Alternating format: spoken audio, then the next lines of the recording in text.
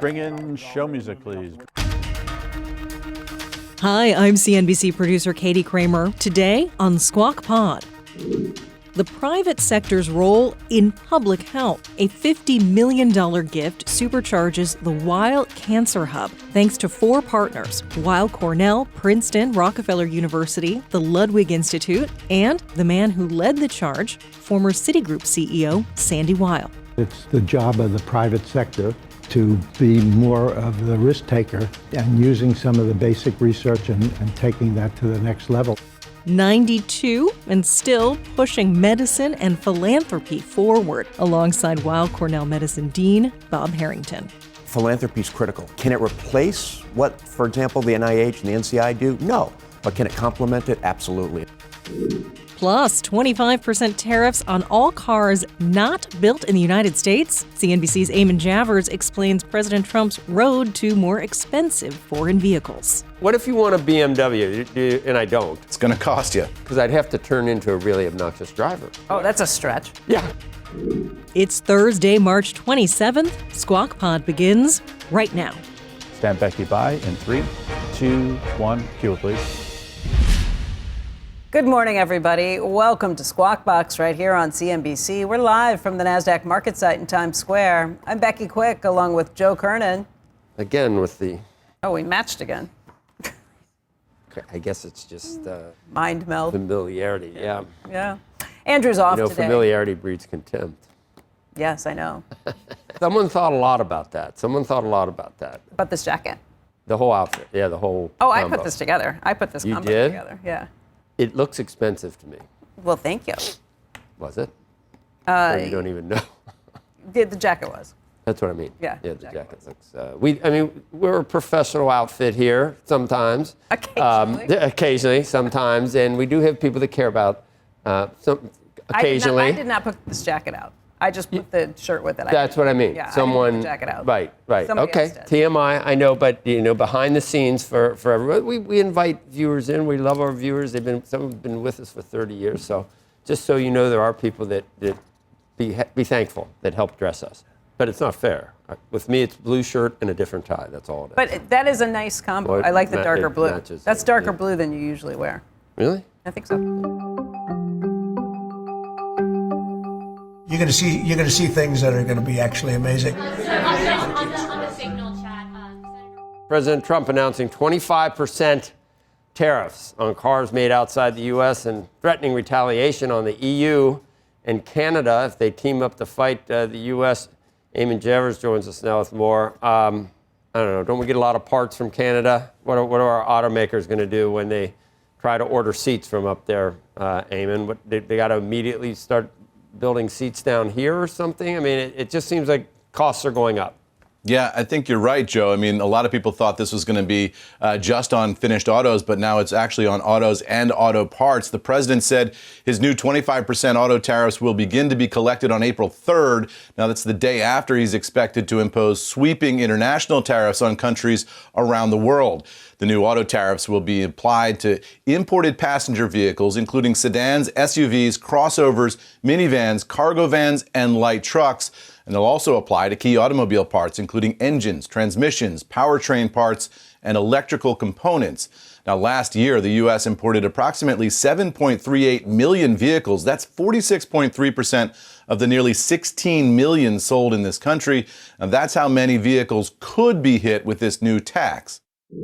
We'll effectively be charging a 25% tariff, but if you build your car in the United States, there is no tariff. And what that means is a lot of foreign car companies, a lot of companies are going to be in great shape because they've already built their plant, but their plants are underutilized, so they'll be able to expand them inexpensively and quickly. Now, United Auto Workers President Shawn Fain reacted enthusiastically to this, saying in a statement, "We applaud the Trump administration for stepping up to end the free trade disaster that has devastated working class communities for decades." In the Oval Office yesterday, I asked the president if there were any conditions under which he would withdraw these tariffs or if they're going to be in place for the rest of his term. He said they are 100% permanent. Are there any conditions under which you'd remove these auto tariffs, sir, or is this permanent for the rest of your term in office?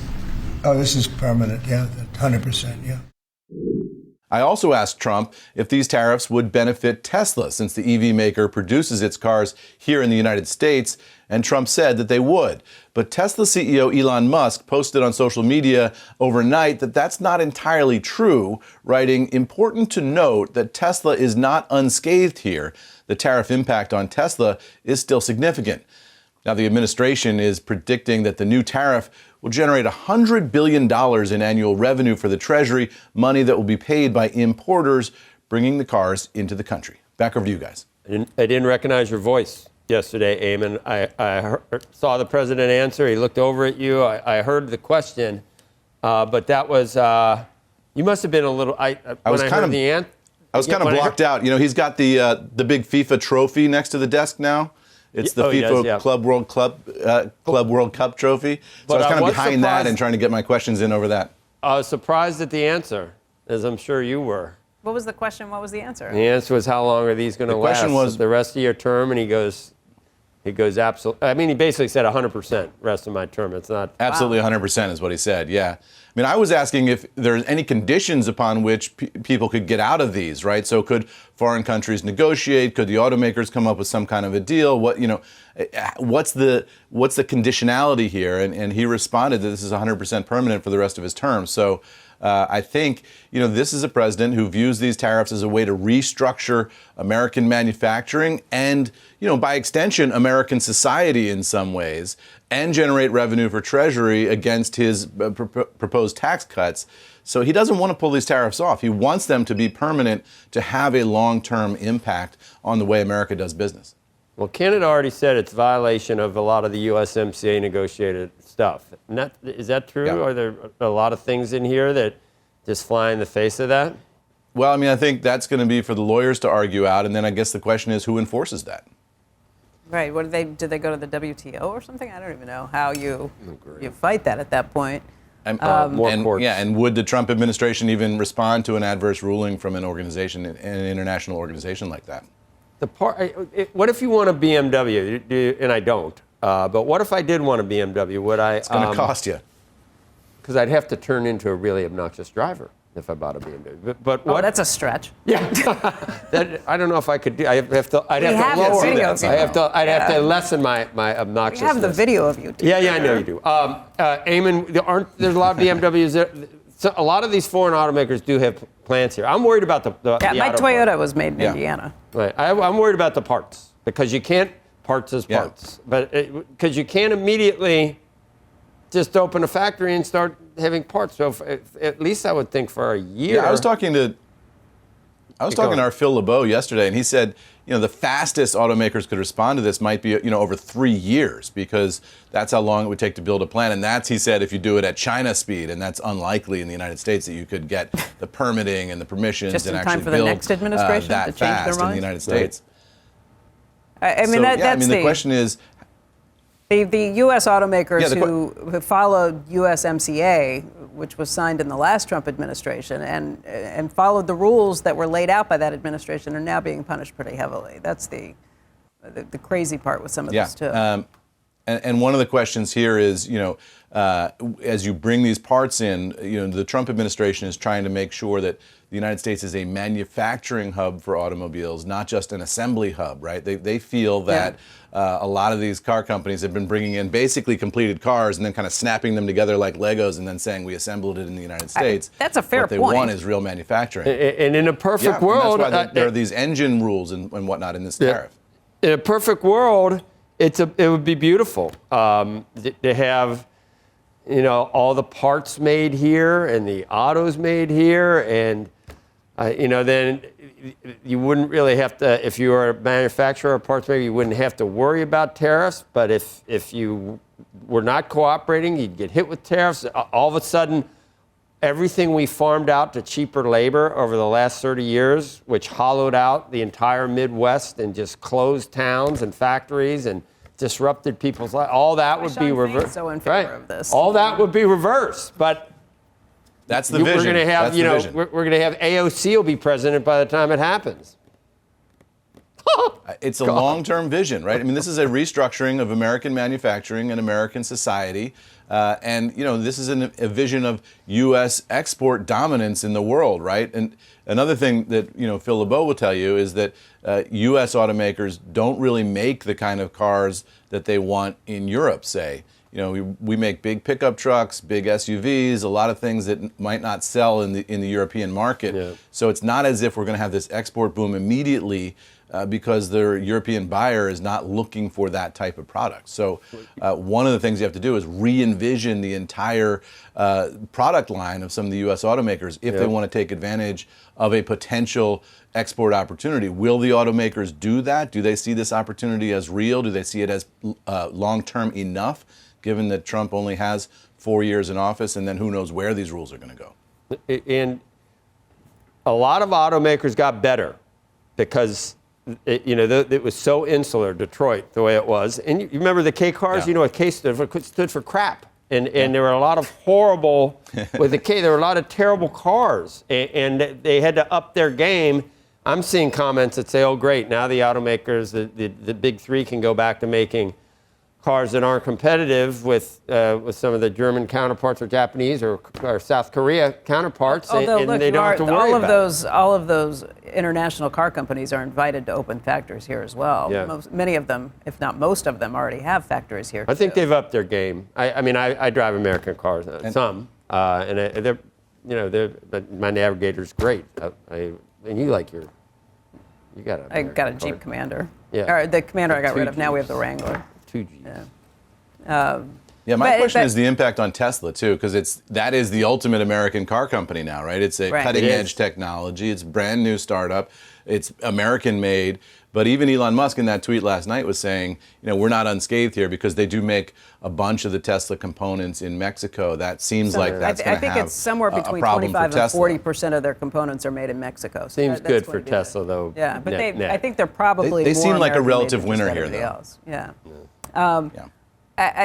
I think the big question is going to be the retaliation. What happens next? Because I know EU negotiators, others have been kind of furiously having these talks, trying to figure out if there was room for negotiation to escape some of these. And if we then see the retaliation to the retaliatory tariffs, what that eventually looks like. Those are the unknowns. That's going to be the big question on the economic factor. In warfare and geostrategic thinking, they call it the escalation ladder, right? how far up the escalation ladder do you go, and how can people get off the escalation ladder once they're on? That's a real unknown here. Well, and I have no idea what to expect next week, or is it next week, whenever that comes. And I'm already seeing, I saw CNN had a piece that, I don't know whether it was an opinion piece, but it said Trump is already retreating again, folding again on some of his threats, and it was all bluster again. So maybe he did say something like, we may not try to counter all the non-tariff impediments. He said that. He said it's softer. It's going to be sector by sector. He said it's not going to be nearly as high as what they're doing to us. He said he's going to be lenient. In the Oval Office yesterday, he said he's going to be lenient, and people are going to be very happy. He's not going to go as far as people thought he was going to go. And I'm told by White House officials that what he means there is he's not going to. They had talked about matching the foreign tariffs and then also matching what they called non-tariff barriers. So things like VAT tax and wage suppression and all sorts of things that they said were also manipulative. Now they're saying they might not go as far as that. So if the calculation on non-tariff barriers would give them, a 70% tariff on Japan, say, hypothetically, they might not go as far as 70, they might go to 50, say. So they're dialing it back, is what they're telling us.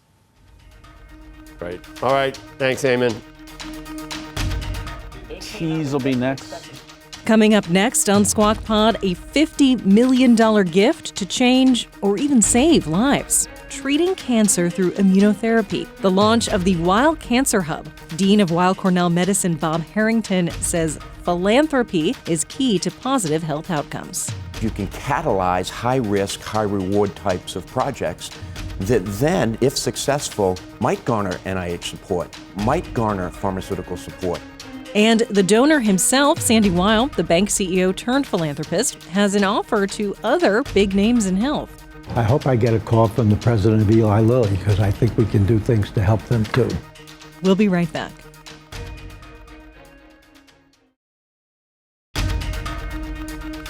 Welcome back to Squawk Pod from CNBC. Stand by, Joe. His mic, cue. I'm Joe Kernen along with Becky Quick. Andrew is off today. Let's get to our special guest this morning. In a CNBC exclusive, former Citigroup CEO and Weill Family Foundation Chair Sandy Weill. He is announcing a $50 million gift to establish a landmark new cancer hub that will focus on immunotherapy. This is a partnership among 4 institutions, including Weill Cornell. The Dean, Robert Harrington of Weill Cornell, joins us this morning as well. And Sandy, Bob, want to welcome both of you today. Thank you. Thank you so much for being here. We appreciate it. Sandy, this is a new gift, and you and Joan, through your family foundation, have given away about $1 billion since you started doing this. This is a very new focus for you, though. What brought you into this particular region, immunotherapy and cancer work, and why are you making the gift? Okay, well, I've been involved in Weill Cornell since 1983, so it's a long-term relationship. And I think the reason for cancer is a lot of the work that I've done has been in the area of neuroscience. And as everybody knows, we haven't made any real breakthroughs in that area yet. And when we are making a lot of breakthroughs in cancer.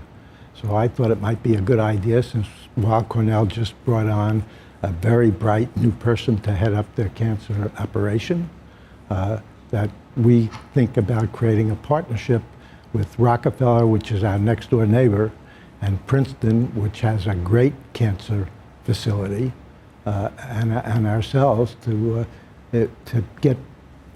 create collaborations and partnerships. And basically, I look like I'm doing the same thing I did in the financial business, doing mergers and putting people together that are like-minded people. And good things happen when people believe in cooperation and not being I, but using the third person. That's a tall order, Bob, to try and coordinate between these 4 institutions. When Sandy came and said he wanted to set this up, what was your immediate thought? Well, I've learned in the year and a half I've been at Weill Cornell that this is an amazing man who thinks differently, I think, than a lot of other people. And I would say that when he first brought it to my attention, 3 things come to mind. The first of which is that cancer is a devastating disease. We all know that. And progress has been made, but we need a lot more progress. And immunotherapy is one of the exciting areas where you can turn your body's immune system against the cancer. The second, to something that Sandy said, science has become team-based, and you try to get people from different scientific backgrounds together. And this is a great collaboration of the 4 institutions. And then the third is the power of philanthropy. We know that research funding is never enough. We know that research funding is being evaluated from different sources. Philanthropy is critical. Can it replace what, for example, the NIH and the NCI do? No. But can it complement it? Absolutely, and that's what he's so good at. And Sandy, just the idea of getting institutions to work together, that's something you did in your previous life with financial institutions, but how do you make it work with research? Because it is a notoriously difficult place to convince people to share, to convince them to look for the best ideas and not get wedded to their own ideas. Well, we won't do business with people that don't believe in sharing and don't believe in the concept that they can do many more things by working with other very bright people that have different talents and add to their talents. And it's something that I started about 6 years ago in neuroscience with a partnership of UCSF, UC Berkeley, the University of Washington, and more recently the Allen Institute for the Brain joined it. And it's made incredible progress, and the people love working together. And we set this organization up the same way we did in California, where the heads of the research of the 3 institutions in cancer plus Ludwig Institute will all work together, and they're going to run the operation, and we're going to review how they do on a quarterly basis with the board, which is going to be made up of the 3 universities plus people from my foundation. And I guess the Weill Cornell part of that is to run clinical trials eventually. I mean, immunotherapy is so different than radiation or chemotherapy or surgery, the other ways that we can go after cancer.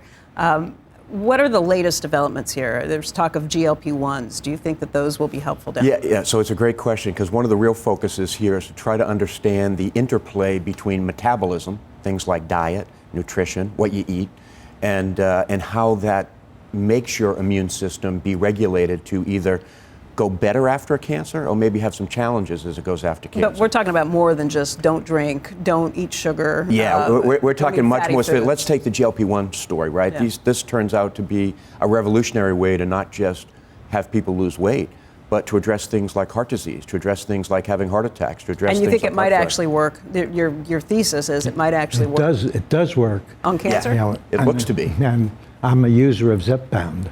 And in the last 9 months, I've lost about 35 pounds. Wow. I just had a physical where all the numbers are fantastic, and as it relates to the cardio, as it relates to cancer, as it relates to everything. Was that the inspiration behind this gift? Your own experience and seeing how that helped over time? No.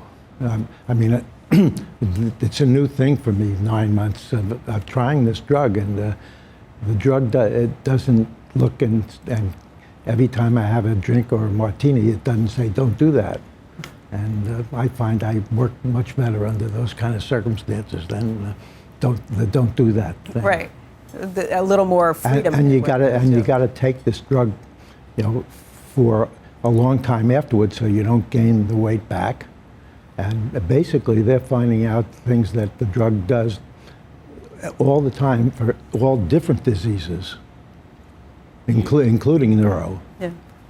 Bob, so do you think that, I guess, is there going to be an overall immune, is that the approach now, to use an overall, I guess, I'd call it an antigen, whatever it is that what you're using to try to attack the cancer, what it recognizes? Yeah, that's one of the attempts that's been really successful. For example, in generalize for everyone, or certain take types it of out, take it out of the person, and then culture whatever you do in the lab to make it totally specific. Like Moderna is talking. Like Moderna, or like other people. Right? Both. So the initial forays have been into a generalized antigen that the immune cells seem to identify. There's a great example of people have identified that there are these things on cells called the don't eat me signal, and that sort of backs off for the immunotherapy, right? So what they've done is come up with blockers of the don't eat me signal. Right. So now your body's immune system can turn against it. It seems to be most effective in that case against blood cancers, lymphoma, leukemia. Not solid tumors. Solid tumors have been a tougher nut to crack, and that's why we're really looking at this metabolism, diet, nutrition interface. Like, people ask our cancer doctors all the time, does it matter what I eat? Does it matter when I eat? Does it matter if you sleep? Sleep is a critically important part of it. Well, then we're screwed. Yeah. Long hours and not eating well. Sandy, Bob mentioned this, just the idea that you can't replace what the NIH does with what other government funding does for some of this research. But how does that play into it? The partnership between private philanthropy and what the government does spend. How do you see your role? Where does that fit in? And what kind of projects do you try and take on? Well, if you look at what's happened with the development of drugs in the last 10 years, I would say that somewhere over 90% of the drugs that have come out in 10 years, the NIH has been involved in some part of every one of them. So you have concerns, either of you, about NIH funding being cut? I think, the NIH, I think, and maybe correct me if I'm wrong, but they're not the big risk takers that they used to be. That's done by DARPA and others. So I think that it's the job of the private sector to be more of the risk taker and using some of the basic research and taking that to the next level. And it's sort of like a partnership that turns out that really works. And by the way, this is $50 million that you're giving from your foundation, but you required all the institutions to also raise money for this. I think it's more like $125 million. Well, I have a concept that I like people to believe in what they're doing, and they know much more about the science than I do. So the only way that I can understand that they really believe that this is a good idea is put up their own money or raise their own money. So each of the institutions has agreed to raise $20 million each. So we start with something close to $120 million. Yeah, I mean, to get to your question and to build on Sandy's comment, if you think about it, for the last 80 years since the post-World War II era, we've had this amazing collaboration of the federal government, largely through the NIH, research universities, pharmaceutical companies, and philanthropists. All of them play a role in creating this great ecosystem that is America's biomedical research enterprise.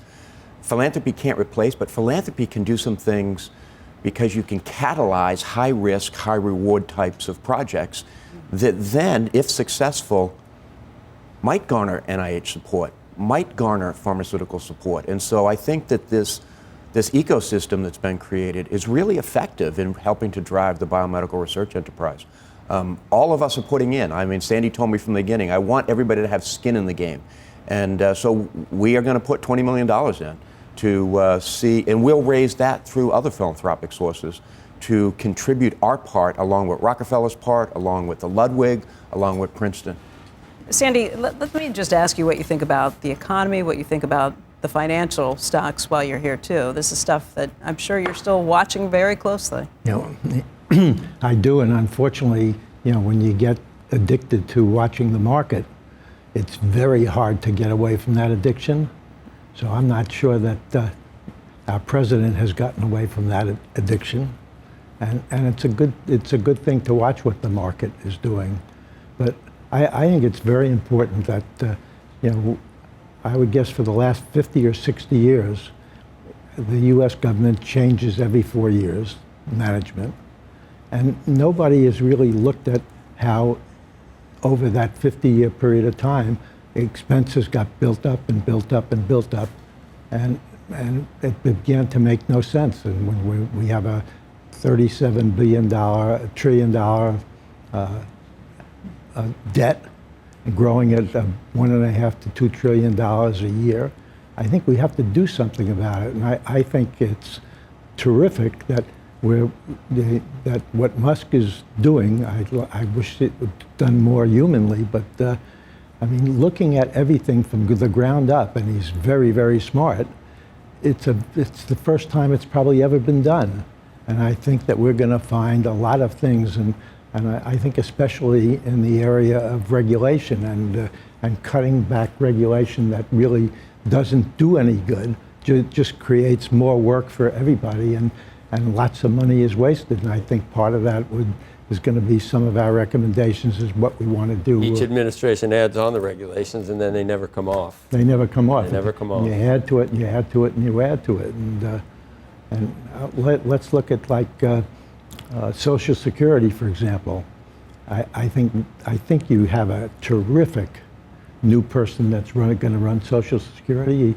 He used to work for me, and I think he's the best operations person I've ever met in my life, and that's what the Social Security system is. And he's also a great manager, and he built a company that has called Fiserv from really next to nothing. Mm-hmm. And he's just a terrific person, and I think we're very lucky to have him in that job.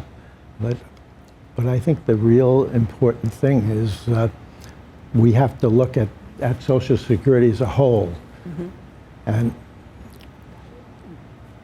industry, 25 years ago, made the decision that guaranteeing people what their pension is going to be is a very bad game to play, and you're going to have to lose. And we're seeing that as the costs go up and up and up every year. How do you attack that? What industry did? Defined benefit stuff. Yeah. What industry did is they switched from defined benefit to defined contribution.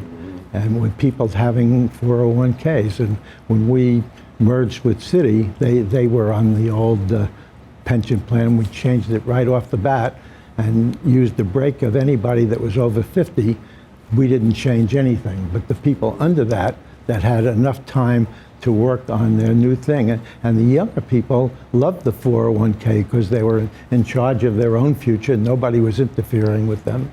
And they can plan for their future, and it wasn't a government thing where you're always worried, is it going to stop? You said something at the beginning about neuroscience.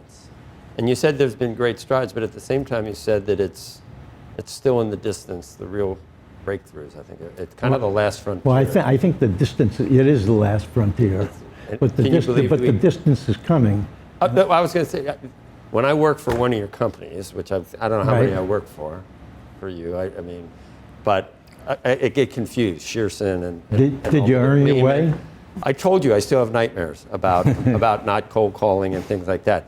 But what it reminded me of, I sold a lot of the stock that was involved in AI in the 80s. Wow. It didn't work. Right. Everybody lost money. It was called symbolics. It took this long from the mid 80s. What is that? 40? Now think about what 50, 40 years. But I think neuroanatomy. I think eventually we're going to hit the floodgates will open. I hope it's sooner than 40 years. I just don't know when. Well, AI is going to make help with everything that. go faster It's going to help that and cheaper. a lot. And if you think about it, we've been using AI in medicine since the 50s. You can find papers on AI and Uber's, reading imaging. Or Google Maps is AI. So But what changed it is cloud computing. Because now you have the power of computing to actually do that advanced computation that is AI. And so your question about neuroscience, I think this is one of the most interesting areas of science. Because the imaging is phenomenal. And then beginning to not just see what's going on, but to do functional imaging. Like, how does the brain change when we do certain tasks? And can we figure that out as to where the problems emerge? And AI is going to make a huge difference. It's binary. Either a neuron fires or it doesn't fire. And somehow that allows you to see green and smell. It's the most unbelievable. What's even maybe more amazing, the 46 the chromosomes set up the nervous system. How does that? So even one step removed, life is just unbelievable, is it not? The way that's from 4 billion years of evolution. And science is helping us figure that out, right? That's the key thing. It is glacial, though, in neuroscience. It's glacial if you are somebody who is waiting or hoping. It is. That's right. It's glacial. But how many neurons are there, and how many connections does each neuron have? You're talking a lot. Trillion. You're talking trillion. I would bet you, if we're thinking about global warming, that the warming of what's going to happen in the neuroscience is going to be faster than the glaciers melt. You're preaching to the choir here, Sandy. Believe me. That's the things I'm concerned about. That's not one of them. I'm much more concerned about all the nukes we still have, the loose nukes here and in the former Soviet Union. So speaking of progress, what should we expect in 5 years? What do you expect, Sandy, in 5 years from the money that you're putting into this today? I'm glad you asked him first, so I'll know what. You know, I expect a lot, because I think the people that we are working with are going to make a lot happen. They're all very, very smart. They're young, they're energetic. They like working with each other. They respect each other. And if you put those things together and they like it, and they like working together, I think things are going to happen. And I think you're going to see a lot of things happening in the neuro area and in autism and in a lot of these neurodegenerative diseases. Well, maybe you ought to donate your brain eventually, Sandy, because at 92 you are, I don't know. Thank you. Nothing is affected. You know what I mean? What's going on? My philosophy is. What's your secret? Huh? I'm very concerned with what happens Have you missed a above step? the neck. Do you like?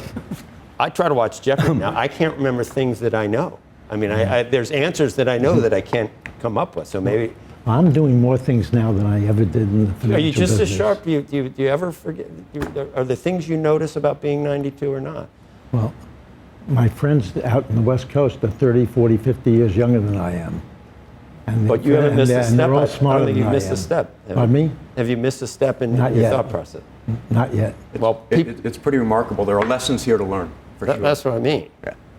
Our kids are grandparents, which I never heard of before. Kids are grand. So we have 4 great grandkids so far and 1 more on the way. Well, it would be nice to know the difference between you and your anatomy or whatever, and people that at 80 or 65. I mean, well, that's really one of the big But that's what credits. we're I going to be able think to if- learn that, right? if Because you- we're going to be able to take images of his people like Sandy. We're going to be able to take all of their data. We're going to be able to combine that with data from hundreds of thousands of individuals and get to your point, which is, why is Sandy different than this other group? Right. And we'll get insights into that. Right. Not all dementia people have myelin buildup either. So it's from and we're still learning that. I think Sandy's right that it's going to accelerate at a pace we've never seen before. Especially with AI. Yeah. AI's got to make a big difference. And GLP-1s. And GLP-1 has made. I love that you shared that. I did not know. It looked fantastic. He does look fantastic. That is an advertisement for it, Sandy. It's unbelievable. Well, I want to thank you both for coming in, and Sandy for sharing this announcement with us first. We really appreciate it. I hope I get a call from the president of Eli Lilly, because I think we can do things to help them too. Excellent. And they can help know us. him. We do. What? We can put you set in you up touch, with David him. Ricks. Okay? Sandy Weill, Bob Harrington, we appreciate your time.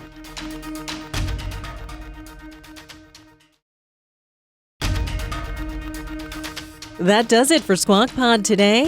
Thank you for tuning in. Squawk Box is hosted by Joe Kernen, Becky Quick, and Andrew Ross Sorkin. Tune in weekday mornings on CNBC. You can catch them live for 3 hours, starting at 6 Eastern. And you can always catch the highlights on this very podcast. Just make sure you follow us wherever you're listening now, so you never miss an episode. We'll meet you right back here tomorrow.